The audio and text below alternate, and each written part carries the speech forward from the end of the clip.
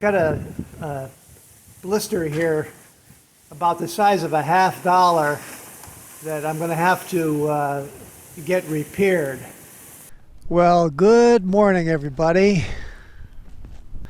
I wanted to tell you today about an incident that happened to me the other day while I was out on a bike. I went out to get some gas and I came back home, and much to my chagrin, there was a spot on the gas tank, I would say probably about the size of a $50 maybe, where the paint had blistered up and away from the tank. This was right near the gas cap itself.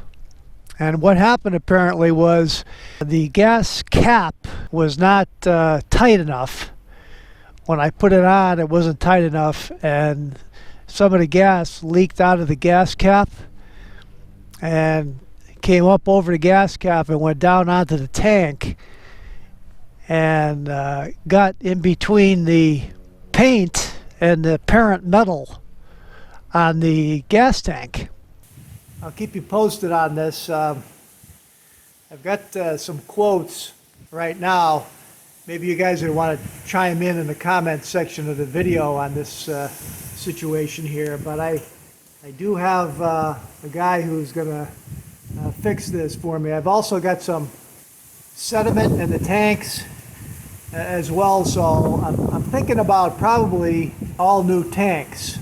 Just replace both halves with new tanks, and that way I'll solve my sediment problem on the inside. After all, this is a 1980 motorcycle, so I'll solve my problem with the sediment on the inside of the tanks, as well as getting the tanks painted. So I just get a couple of new tanks and have them repainted and kill two birds with one stone.